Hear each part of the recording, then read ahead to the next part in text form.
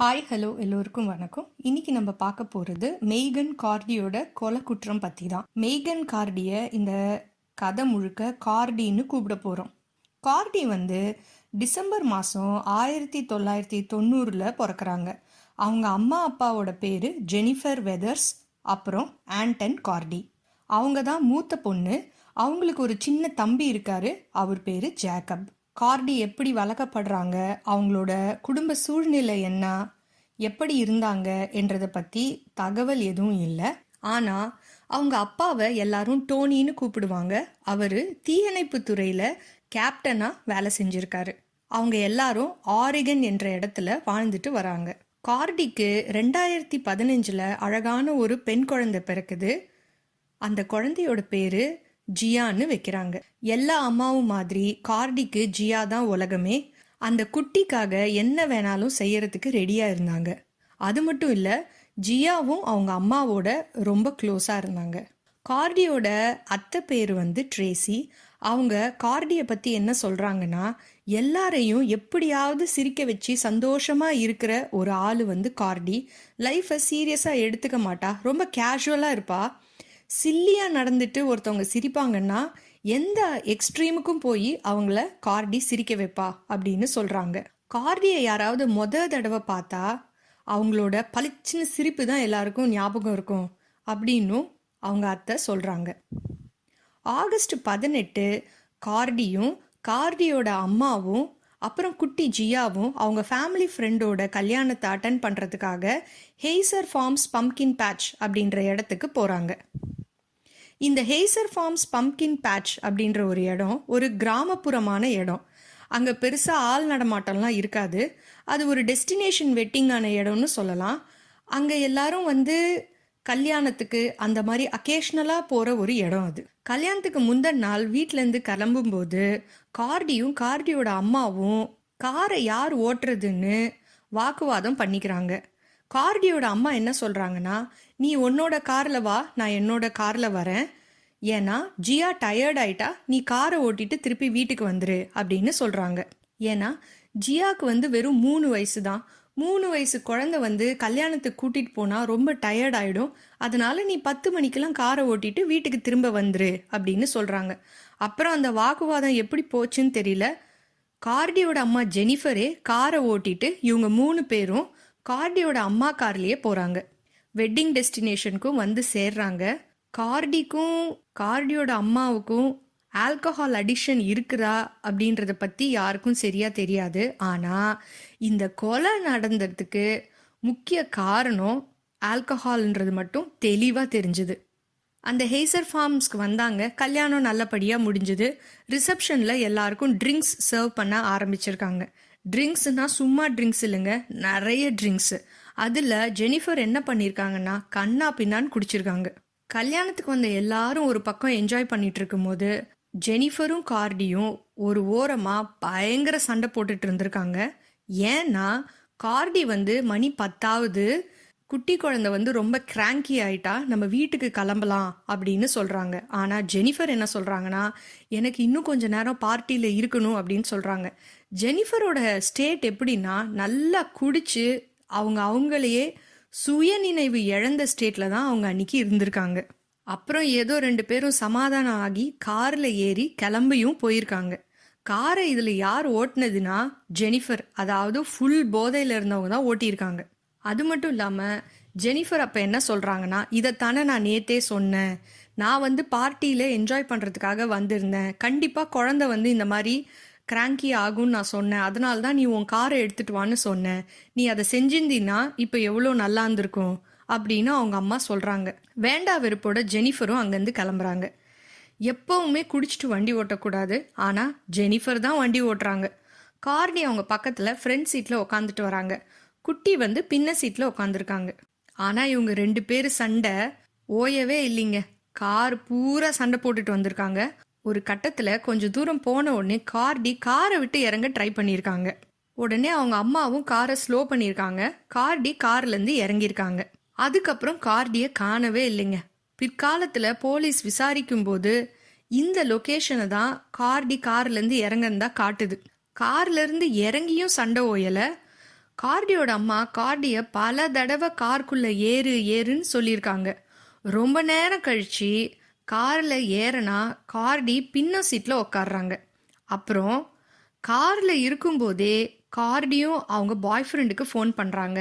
Phone பண்ணி அப்போ கூட அவங்களோட பாய் ஃப்ரெண்டுக்கு இவங்க 2 பேர் சண்டை போடுறது பேக்ரவுண்டில் கேட்டிருக்கு. அதோட ஃபோன் காலும் கட் ஆயிடுது. ஆனால் கார்டியோட பாய் ஃப்ரெண்டுக்கு தெரியாது அதுதான் அவர் கடைசியாக கார்டி கூட பேச போகிறாருன்றது. இப்படியாகி மேலே சொல்ல எல்லா விஷயத்தையும் கார்டியோட அம்மா போலீஸ்கிட்ட கொஞ்ச நாள் கழிச்சு சொல்கிறாங்க. கார்டி காணோம் இன்ன உடனே கார்டியோட அம்மா என்ன சொல்கிறாங்கன்னா, நாங்கள் சண்டை போட்டதில் அவ ரொம்ப கோபமாகி இப்போவே நீ காரை நிறுத்து இல்லைன்னா நான் காரை விட்டு கீழே குதிச்சிடுவேன் அப்படின்னு மிரட்டினதால நான் காரை ஸ்லோ பண்ணேன். காலில் ஷூவும் போடல, அவள் ஃபோனையும் எடுக்கல, எல்லாத்தையும் விட்டுட்டு அவள் கார்லேருந்து கீழே இறங்கிட்டா. நான் டிரைவர் சைடில் இருந்து கார்டி கார்டின்னு கூப்பிட்டேன். ஆனால் காரை திருப்பிட்டு வந்து பார்க்கறதுக்குள்ள கார்டியை காணோம். நானும் 30 நிமிஷமா அங்கேயே தான் இருந்தேன். முன்ன பின்ன கூட ஓட்டிட்டு தேடி தேடி போனேன். ஆனால் கார்டி எங்கேயுமே கிடைக்கல. 30 நிமிஷம் ஆகியும் கார்டி கிடைக்கலன்னொன்னே எனக்கு கார்க்குள்ளே இருக்கிற ஜியாவை பற்றி ஞாபகம் வந்தது. அதுவும் அவள் அழுதுகிட்டே இருந்தா. அதனால அவளை உடனே வீட்டுக்கு கூட்டிட்டு போயிட்டு நானும் அவளும் அப்படியே தூங்கிட்டோம் அப்படின்னு சொல்கிறாங்க.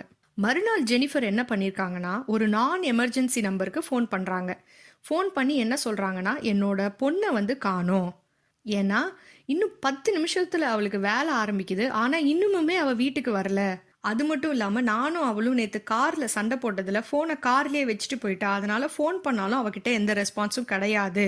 நான் கல்யாணத்துக்கு போயிருந்தோம். அந்த கல்யாண இடத்துல கூட ஃபோன் பண்ணி கேட்டேன், யாராவது கார்டியை பார்த்தீங்களான்னு. யாரும் அவங்கள நாங்கள் பார்க்கலன்னு சொல்லிட்டாங்க. நான் உடனே காலையில் கிளம்பி அங்கே ஒரு 2 மணி நேரம் ட்ராவல் பண்ணி அவளை விட்ட இடத்துல கூட போய் பார்த்துட்டு வந்தேன். ஆனால் அங்கே என் பொண்ணு காணோம் அப்படின்னு சொல்கிறாங்க. உடனே அந்த டிஸ்பேச்சர் என்ன சஜஸ்ட் பண்ணுறாருன்னா, இப்போவே நீங்கள் 911க்கு கால் பண்ணுங்க.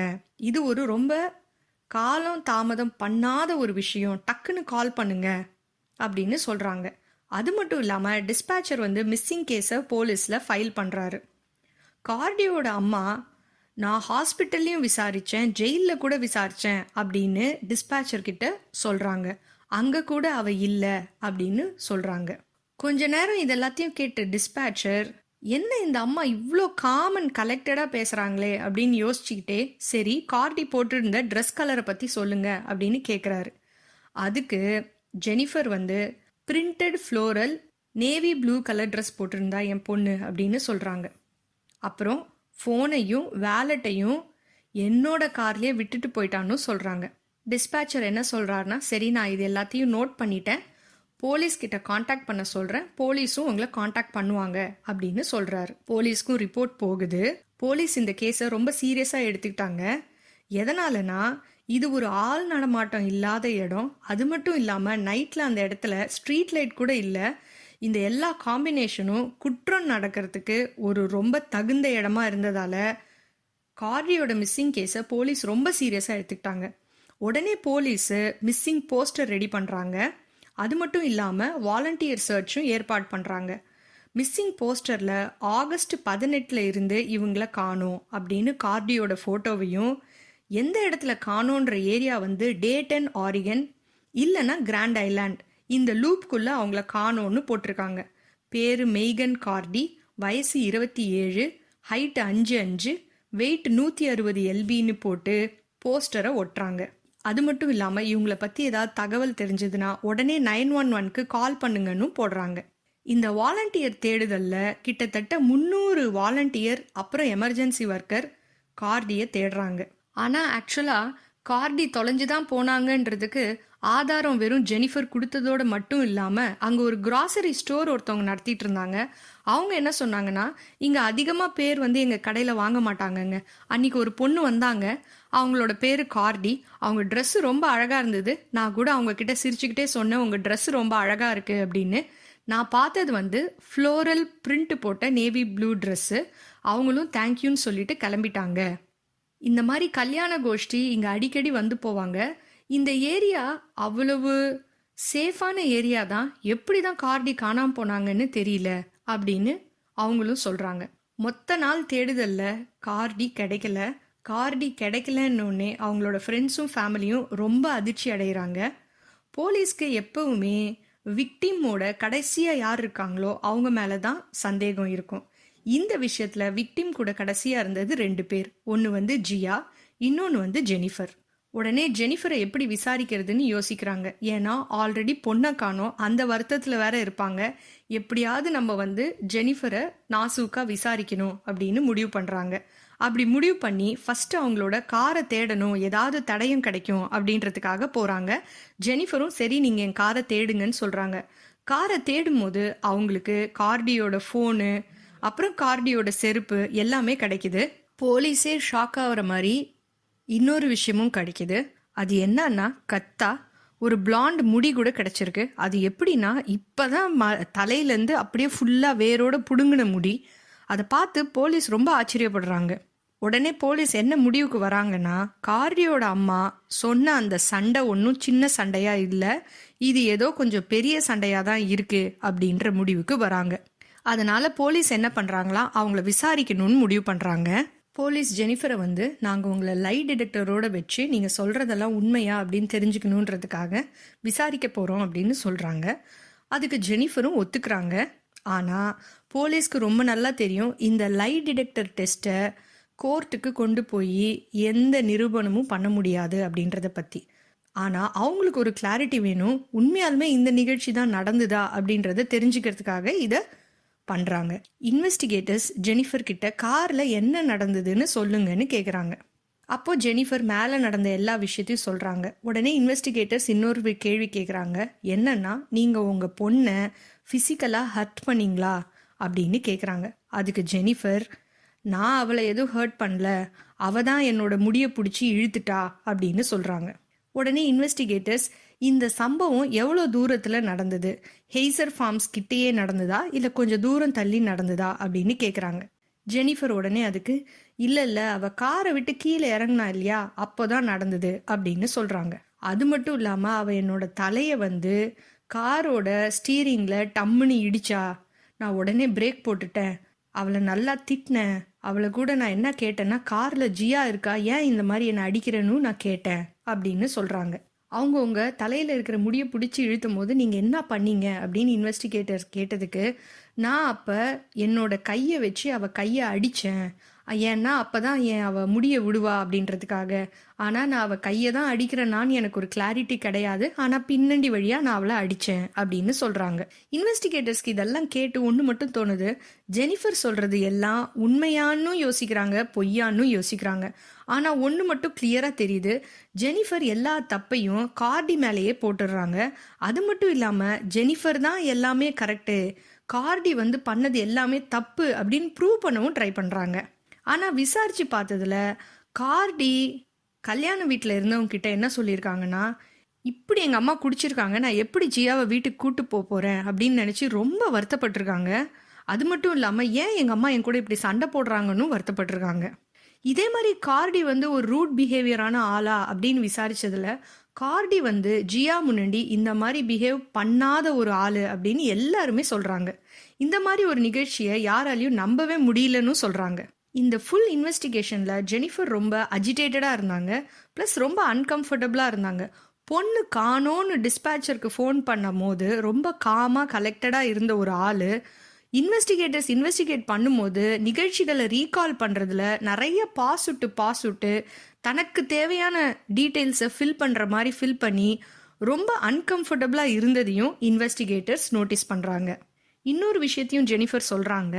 என்ன சொல்கிறாங்கன்னா, கார்டி அவள் பாய் ஃப்ரெண்டுக்கு ஃபோன் பண்ணி உடனே வந்து இங்கேருந்து என்னை நீ கூட்டிகிட்டு போ அப்படின்னு சொன்னதாகவும் சொல்கிறாங்க. இது எப்போ சொன்னாங்கன்னு கேட்குறாங்க இன்வெஸ்டிகேட்டர்ஸ். தலைமுடியை இழுக்கிறதுக்கு முன்னாடி சொன்னா அப்படின்னு சொல்கிறாங்க. கார்டியோட பாய் ஃப்ரெண்டோட பேர் பிரெண்டன். இன்வெஸ்டிகேட்டர்ஸ் ஏன் வந்து உங்கள் பொண்ணு அவங்க பாய் ஃப்ரெண்டை இங்கேருந்து அவங்கள கூட்டு போக சொன்னாங்க அப்படின்னு கேட்டாங்க. அதுக்கு ஜெனிஃபர், எனக்கு அதுக்கெல்லாம் பதிலே இல்லை அப்படின்னு சொல்லிட்டாங்க. ஜெனிஃபர் கிட்ட நீங்கள் வந்து குடிச்சிருந்தீங்களான்னு கேட்குறாங்க இன்வெஸ்டிகேட்டர்ஸ். ஆஹா, நான் குடிக்கவே இல்லை அப்படின்னு சொல்கிறாங்க. அது மட்டும் இல்லாமல் நான் பல தடவை கார்டியை கார்லேருந்து கீழே இறங்காதன்னு சொன்னேன், ஆனாலும் அவள் கார் கதவை ஓப்பன் பண்ணா, அப்போ தான் காரை நான் ஸ்டாப் பண்ணேன். உடனே இன்வெஸ்டிகேட்டர் அடுத்த கேள்வி, கார் கதவை அவங்க ஓப்பன் பண்ணும்போது எத்தனை ஸ்பீடில் உங்கள் கார் போயிருக்கு அப்படின்னு கேட்டாங்க. அதுக்கு ஜெனிஃபர் என்ன சொல்கிறாங்கன்னா, ஒரு 5 mph போயிருக்கும். அதுவும் இல்லாமல் ஆல்மோஸ்ட் ஸ்டாப் ஆகிற பொசிஷனில் தான் அவள் காரை விட்டு கீழே இறங்குனா அப்படின்னு கேட்குறாங்க. இன்வெஸ்டிகேட்டர்ஸ் மேலும் என்ன கேட்குறாங்கன்னா, கார்லேருந்து அவுச் இல்லை ஐயோ இல்லை தம்ப் அப்படின்னு ஏதாவது சத்தம் வந்துதா அப்படின்னு கேட்குறாங்க. ஜெனிஃபர் அந்த மாதிரிலாம் எந்த சத்தமும் எனக்கு கேட்கல அப்படின்னு சொல்கிறாங்க. அது மட்டும் இல்லாமல் இதெல்லாம் நடக்கும்போது ஜியா என்ன பண்ணிட்டு இருந்தா அப்படின்னு கேட்குறாங்க. அதுக்கு ஜெனிஃபர் ரொம்ப நேரம் யோசிச்சுட்டு அழுதுட்டு இருந்தா அப்படின்னு சொல்கிறாங்க. காரை விட்டு கார்டி கீழே இறங்கின உடனே நான் 30 நிமிஷமாக அந்த பக்கமும் இந்த பக்கமும் தேடினேன். ஏன் நீங்கள் அவங்களுக்கு ஃபோன் பண்ணல அப்படின்னு இன்வெஸ்டிகேட்டர் கேட்குறாரு. ஏன்னா அவள் ஃபோனை எடுத்துகிட்டு போகல அப்படின்றது எனக்கு தெரியும், அதனால் நான் ஃபோன் பண்ணல. அவளோட பேரை வச்சு நான் எல்லா இடத்துலையும் கூப்பிட்டேன், எனக்கு ஒரு ரெஸ்பான்ஸும் கிடைக்கல. சரி, பாப்பாவும் அழுதுகிட்டே இருக்கா, அவளை வீட்டில் கொண்டு போய் தூங்க வைக்கணும்னு நான் நேராக வீட்டுக்கு கிளம்பி போயிட்டேன். நான் வீட்டுக்கு போயும் கூட என்னோட மேக்கப்பையோ இல்லை காண்டாக்ட் லென்ஸையோ நான் ரிமூவ் பண்ணல. நானும் ஜியாவும் ஒரே பெட்டில் படுத்து தூங்கிட்டோம் அப்படின்னு ஜெனிஃபர் சொல்கிறாங்க. உடனே இன்வெஸ்டிகேட்டர்ஸ், இதுதான் நிகழ்ச்சியா இல்லை கார்டி இதே மாதிரி நிறைய தடவை கார்லேருந்து கீழே இறங்க ட்ரை பண்ணியிருக்காங்களான்னு கேட்குறாங்க. அதுக்கு ஜெனிஃபர் என்ன சொல்கிறாங்கன்னா, இல்லை இதுதான் தடவை கார்டி இந்த மாதிரி பண்ணது அப்படின்னு சொல்கிறாங்க. அது கூட கார்டி இந்த மாதிரி ஜியா முன்னாடி அசிங்கமான வார்த்தையில் பேசுவாங்களா அப்படின்னு கேட்டதுக்கு ஜெனிஃபர் என்ன சொல்கிறாங்களாம், முன்னெல்லாம் அவள் அந்த மாதிரி நடந்துக்கிறது கிடையாது. என்னோட டைவர்ஸ் அதுக்கப்புறம் என்னோட ரீமேரேஜ்க்கு அப்புறம் தான் அவள் இப்படி நடந்துக்கிறா. நிறைய தடவை டெக்ஸ்ட் பண்ணி திட்டுவா, எப்பயுமே பயங்கர அசிங்கமாக திட்டுவா. கார்டிக்கு என்ன பண்ணால் கோவம் வரும் அப்படின்னு இன்வெஸ்டிகேட்டர் கேட்குறாங்க. என்னை பார்த்தாலே அவளுக்கு கோவம் வரும் அப்படின்னு ஜெனிஃபர் சொல்கிறாங்க. போன வாரம் இதே மாதிரி நான் கார்டியோட குழந்தை ஜியாவை பிக் பண்ண போகிறேன். எங்கன்னா அவளோட வேலை செய்கிற இடத்துல. கார்டி எங்கே வேலை செய்கிறாங்கன்னா ஒரு காஸ்மெட்டிக் கடை, அதில் தான் வேலை செய்கிறாங்க. அந்த கடை எங்கே இருக்குன்னா பிரிட்ஜ்போர்ட்டில் இருக்குது. கடையோட பேர் ப்ளூ மெர்க்குரி. அங்கே 2 சர்வீஸ் ப்ரொவைட் பண்ணுறாங்க. ஒன்று ஏஸ்தட்டிக் சர்வீஸ், அதுக்கப்புறம் காஸ்மெட்டிக் சர்வீஸ். கார்டி ஒரு ஏஸ்தட்டிஷியன். நான் ஜியாவை 5 மணிக்கு பிக் பண்ண போனேன். அப்போ உடனே கார்டியை கேட்டேன், உனக்கு வேலை எத்தனை மணிக்கு முடியும்னு. அப்போ கார்டி 5:30 மணிக்கு முடியும்னு சொன்னால் நான் உடனே ஐயோ அப்படின்னு சொன்னேன். உடனே கார்டி, ஏமா அப்படி சொல்கிறீங்க அப்படின்னு கேட்டால் நான் சொன்னேன், உனக்கு வயசு 27 ஆகுது, இன்னுமுமே உன்னோட ஸ்கெடியூல் என்னான்னு உனக்கு தெரியலையா அப்படின்னு சொன்னேன். அதில் கூட எங்களுக்கு ஒரு வாக்குவாதம் நடந்தது. நான் வீட்டுக்கு வந்தபோது சாட்டர்டே, நான் சண்டே காலையில் எழுந்து ட்ரெஸ் பண்ணிவிட்டு வேலையாக ஜியாவை கூட்டிகிட்டு கார்டியை தான் தேட போனேன். தேடி அவள் எனக்கு கிடைக்காத போது தான் நான் நான் எமர்ஜென்சி நம்பருக்கு ஃபோன் பண்ணேன் அப்படின்னு சொல்கிறாங்க.